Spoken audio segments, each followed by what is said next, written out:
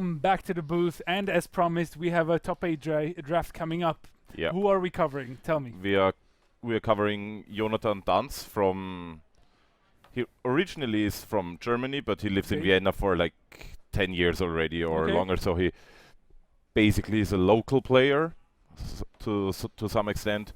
Yeah, he's also only playing limited. Okay. So well, that's good. So that's good thing we chose him. He's a limited player and not a constructed player. So he might be able to maneuver the draft perfect. Yeah, but this format is tricky, I can tell you that. So let's just head on down to the feature match area where we'll see the player draft. Hopefully the Jonathan will be able to show us the cards, right? Yeah, it's if he does a good job, then it'll be fine. But it might be a little tricky from this camera angle. So we'll have people down there to make sure that he shows his cards towards the camera and not just towards himself. So yeah, that's the angle. As you can see, this is Jonathan Danz. Yeah, we're moving him a little bit. Looks like it's going to be much better. And there you see the rest of the top 8. Well, it was actually a pretty close affair on tiebreakers. But we have Tom Becher, Marinko Murgic, Antonis Fisas, Sergei Golubkin, Jonathan Danz, Dominik Cupal, Davor Detechnik, and Pavlos Kanelis in the top 8. So the only nationality that's represented twice is actually Greece, which is interesting. And Jonathan Danz counts as German, so like somehow German. So we'll see how that turns out in the end. So there you see Jonathan Danz, Jonathan Danz from Germany / Austria. We're gonna watch his draft. So we are ready. So hopefully the players will be ready. We'll probably won't see much from the part where they reveal the double face cards to each other. Yeah.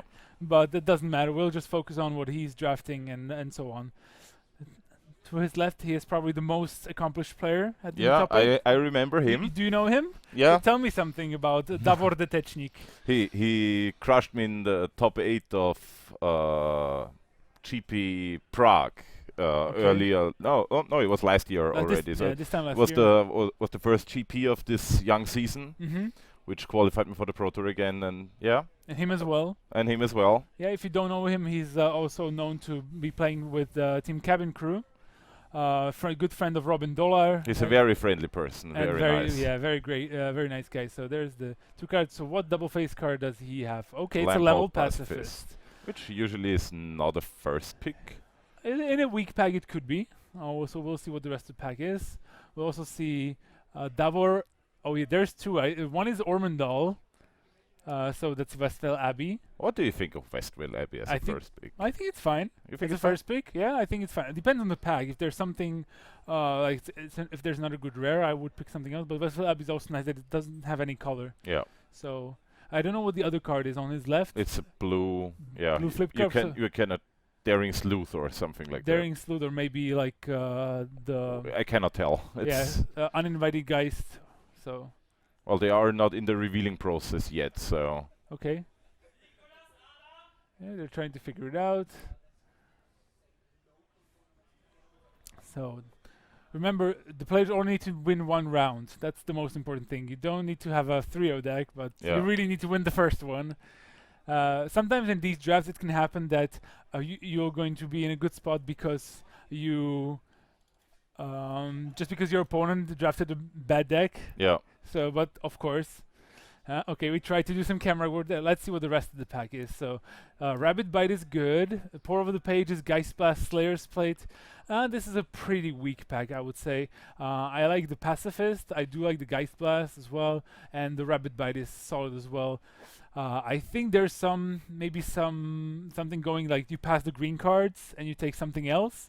What do you like in this pack? I like Rabbit Bite the most, but also really like the Slayer's Plate. I would not pick the Pacifist over Rabbit Bite. So for me, it comes down to Rabbit Bite or the Slayer's Plate, and I think Rabbit Bite is the correct pick here. Yeah, and he goes for a Rabbit Bite. I think it's the strongest card in the pack. And yes. You can see Davor Detechnik to Jonathan's left pick the Westvale Abbey from his pack. So it's not really a signal, but he passes the Pacifist to his left. which might not be great, but if Davor takes that pacifist, it could be an interesting spot for Jonathan. So now we don't get to see all of the cards, but there's another Rabbit Bite, Call the Bloodline, Blood Mad Vampire, and True Fate Sensor. Kindly Stranger as well. So a pretty good pack, but I think he's going to go for Rabbit Bite number 2 here. Kindly Stranger is good though. But the Rabbit Bite is clearly the pick here. I mean, you want to be as green as possible, and yeah, just taking the Rabbit Bite here is perfectly fine. So let's see if Davor takes the Lamphold. So we have double Rabbit Bite here. Sorry for the moving, but yeah, we're trying to bring you the best experience here, and we are doing this for the first time to actually feature someone in draft. So be kind. So okay, so Davor took the Lamphold pacifist. We know this by now. So we do have double Rabbit Bite. So we try to stay in green, and Jonathan will try to push Davor out of green. So he might take weaker green cards from that point on, just to force his neighbor on the left to move out of the color. Yeah, but it's going to be tough here because the pack is somewhat big. I actually like throttled the most from the pack here. But I agree. But he's thinking about taking maybe one of the other. I think there's a case to be made to take the Confront the Unknown and just pass no green cards. This is what he does, but he is putting himself at risk if his right-hand neighbor is in green or is close to being in green. You know, he could be in bad shape. But Moorland Drifter, Toppelgeist, okay, Hinterland Logger's great, and this is also going to be a clear signal to his left. Yeah, he should just pick this card as soon as possible to signal his neighbor, okay, I'm the one in green, move out. Yeah. And he certainly can do it. I mean, yes, and he should, because it was only one green card, so it doesn't lose a whole lot, and this is a clear signal. So yeah, and he passes no other green cards. This pack, he also took the Confront the previous pack to also sign a pack with no green cards. He should somehow try to make it more visible that he took the card. Yeah. So, but I think Davor realized and will. Wow. Okay, that's very, very late.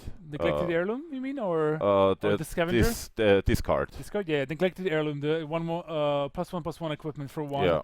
I also quite like it, and it's another good signal as well in a way. Like, look, I took this guy, and I'm taking the blade quite highly. I'm going into green flip cards. Yes. Give me all the convicted.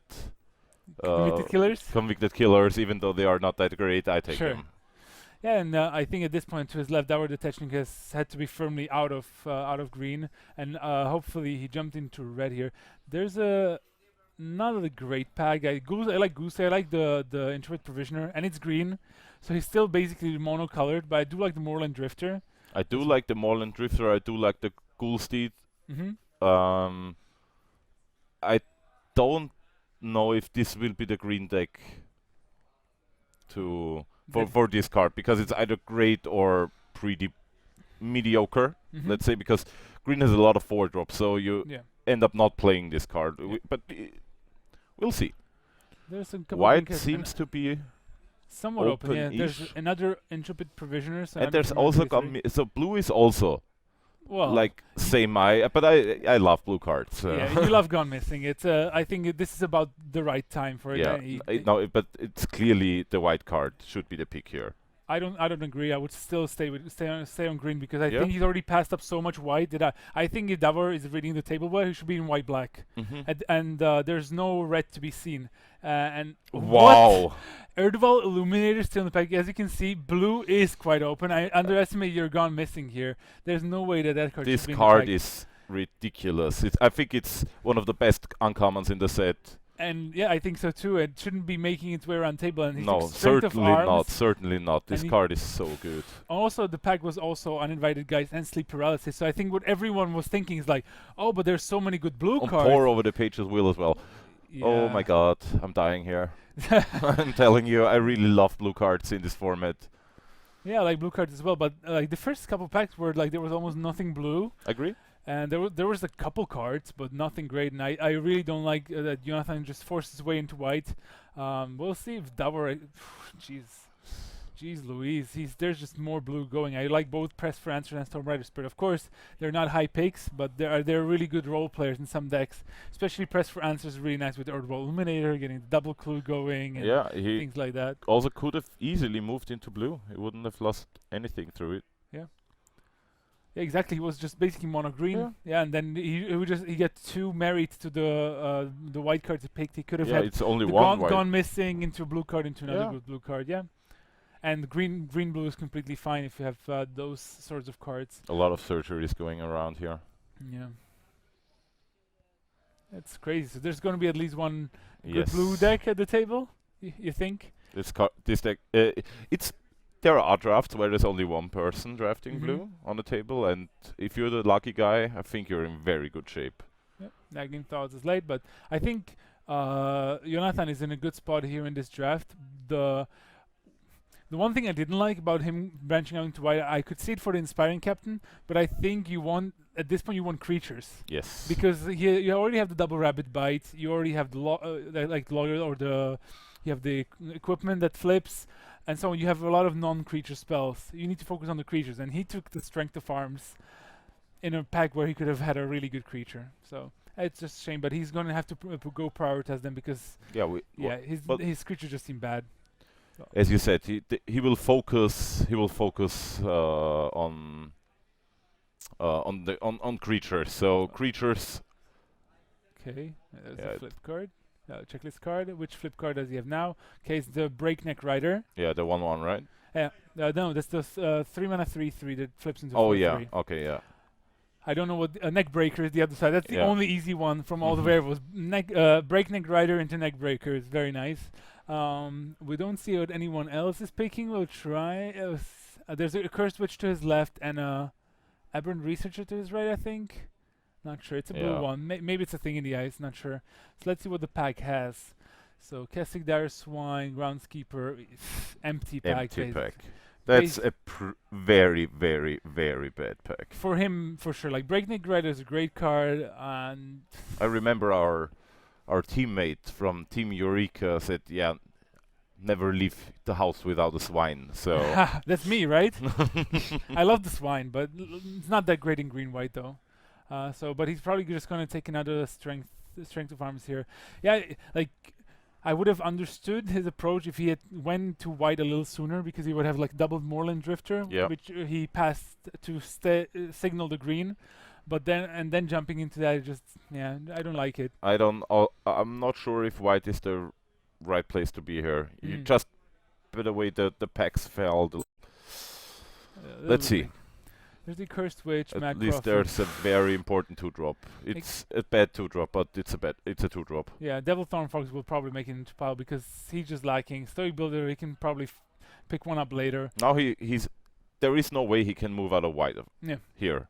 With taking the Strength of Arms first pick, he clearly signaled, I want to be white here, and I'm not going anywhere else. So but he also already has so many tricks, so it definitely has to take the creature here. But I'm just wondering if he was in a bad spot. I think if he had taken the Intrepid Provisioner over the Inspiring Captain, pick 5 or 6, I think overall his deck would be much better.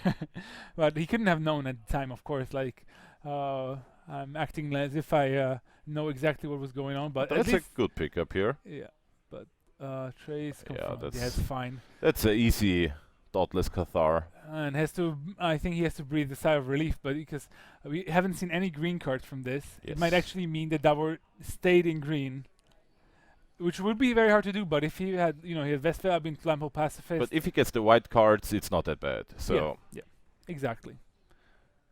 There's no way Davor detaching to his left is green and white. No, should not happen. Yeah. One or the other, very likely. If you pick up Vestvia, what are the colors you're looking for? That's a good question. I think it works best with white probably, but green is also it doesn't really matter. It doesn't. You wanna be green-white up. Yeah. So. Yeah, sure. There's the Thornhide Wolves. Pack Guardian. He's not in green. Okay. Finally, some creatures. I think we can confirm that he's not in green. The packs might just have been empty. They were probably just empty. Now I think Jonathan Danz can be quite happy about this pack. He's gonna pick up that's the Pack Guardian. A easy Pack Guardian here. It's like 2 creatures in one. Yeah. With one pick. Perfect. exactly what he's looking for. So he picked up a 2-drop, a 3-drop, and a 4-drop. Yeah. So that's fine. And we see the white flip card here, the Banisher Priest. Okay, the Abyssinian Missionaries. Exactly.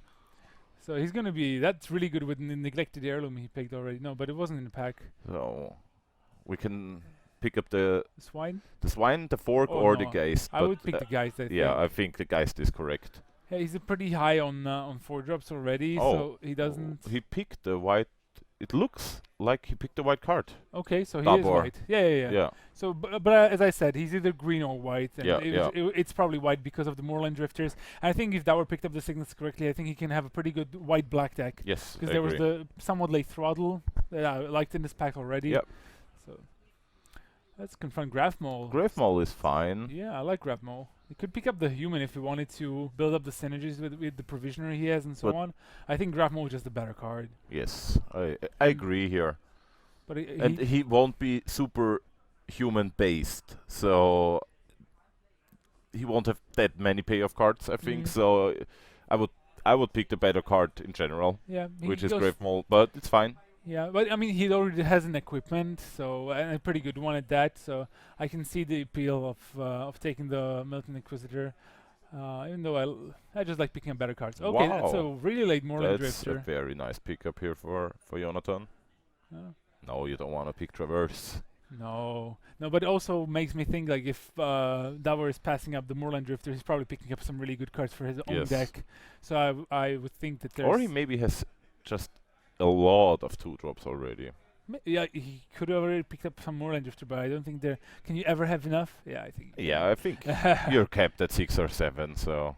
Yeah, that's a very late ongoing investigation now. Yes. The blue-green deck would have been really nice. I think the blue-green deck would have been very powerful. Yeah, I think so. So I don't quite like Moldgraf Scavenger here, but I think it's like one of the few playable cards. No good way to get Delirium in green-white just yet for him. Yeah, you need Fork of the Roads or Vessels, and that's not where you want to be in green-white. So Jonathan is not really looking forward to play this card. Yeah, you can pick you can do a decent green-white deck with Delirium, but it's hard, and you lean on cards just Toppelgeist, Obsessive Skinner, and such high-quality card creatures. You're leaning on uncommons. Yeah, exactly.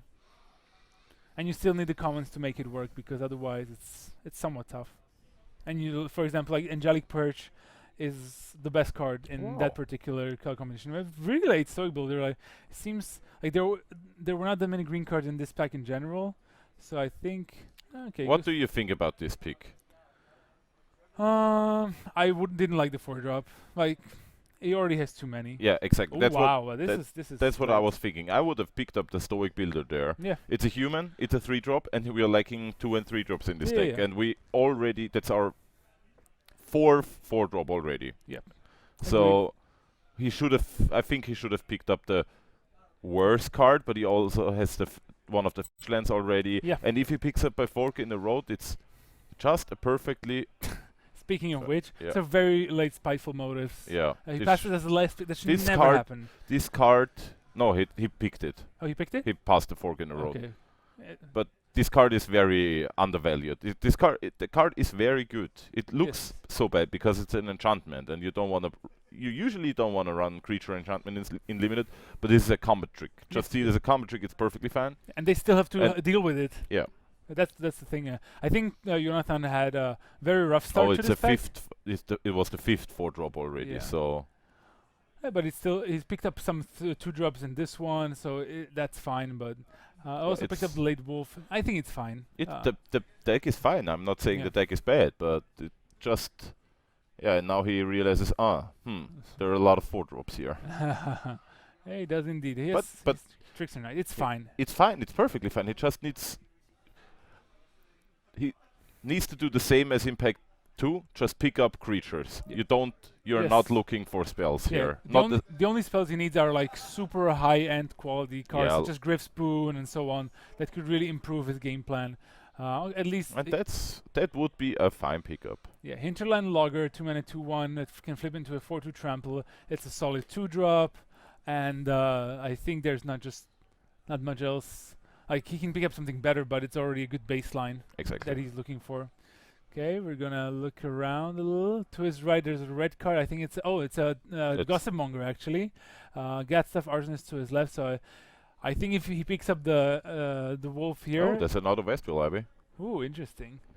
His opponent opened the Westville Abbey. So the Quilled Wolf. So what do we say? We like the wolf. Do you like the wolf better than the larger? I like the logger more. Okay. A little more. It's just better if it flips, and I just like it. It's pretty good.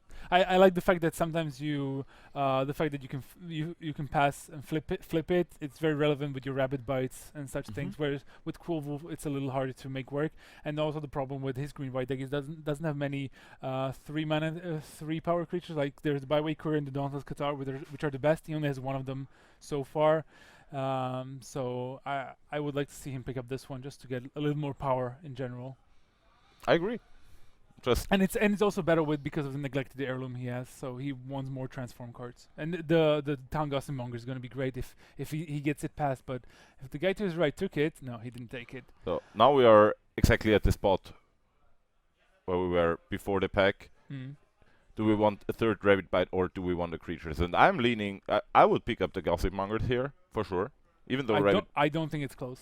I would pick up the Gossipmonger as well. The Rabbit Bite is a better card in vacuum, and in his deck it would still be solid, but he has way too many tricks, and Gossipmonger is a card I really like, and it's just going to enable him to lower his curve so much.